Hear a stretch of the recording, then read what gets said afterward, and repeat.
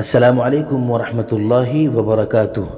آج پھر حاضر ہو گئے ہیں ایک نئی تقریر کے ساتھ۔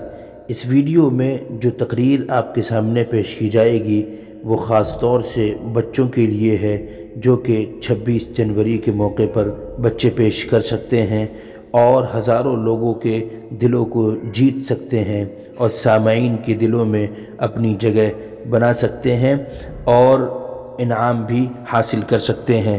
تو آئیے ویڈیو کی شروعات کرتے ہیں۔ الحمدللہ رب العالمین والصلاة والسلام علی سید الانبیاء والمرسلین، اما بعد۔ صدر ذی وقار اور حاضرین گرامی، ہمارا ملک ہندوستان انگریزوں کی غلامی سے 15 اگست 1947 میں آزاد ہوا، لیکن ہمارے آزاد بھارت کا کوئی اپنا قانون نہ تھا۔ اس کمی کو پورا کرنے اور دستور مکمل کرنے کے لیے دستور ساز کمیٹی تشکیل دی گئی۔ ہمارے ملک کا قانون 26 نومبر 1949 کو بن کر تیار ہو گیا تھا، مگر اسے 26 جنوری 1950 کو پورے ملک میں نافذ کیا گیا۔ تب سے ہر سال یوم جمہوریہ کا جشن بڑے پرتپاک انداز میں ملک بھر میں بڑے جوش و خروش سے منایا جاتا ہے۔ آپ بحسن خوبی واقف ہیں کہ آج ہم سب یہاں 26 جنوری یعنی یوم جمہوریہ کی خوشی منانے کے لیے یکجا ہوئے ہیں۔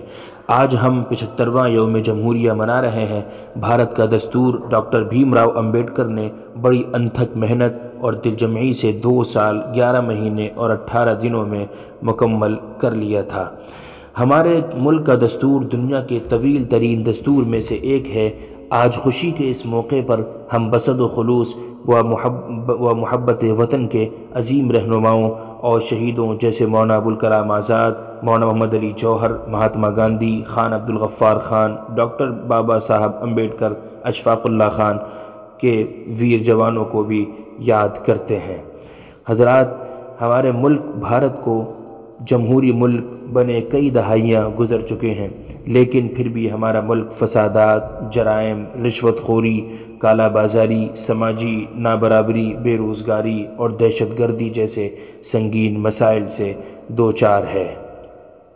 ہمارے ملک کے دستور نے ہر فرد کو اپنے مذہب اور اس کی تبلیغ کرنے کی آزادی دی ہے۔ ہر فرد کو اپنے خیالات کے اظہار کی آزادی دی ہے، اپنے مدارس قائم کرنے کی آزادی دی ہے۔ ہمیں انصاف اور مساوات کا حق حاصل ہے۔ اسی طرح دستور نے ہم پر ذمہ داریاں بھی عائد کی ہیں، جیسے سب کے ساتھ پیار و محبت سے رہنا، نفرت نہ پھیلانا، وطن سے محبت کرنا وغیرہ۔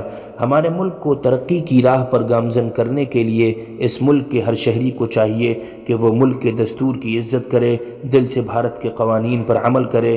طالب علموں کو بھی اسکول کے اصولوں اور ہمارے ملک کے قوانین پر دل سے عمل پیرا ہونا چاہیے اور پڑھ لکھ کر اچھی تعلیم حاصل کر کے ایک اچھا انسان اور بھارت کا ایک اچھا شہری بن کر اپنا اور اپنے وطن عزیز کا نام روشن کرنا چاہیے۔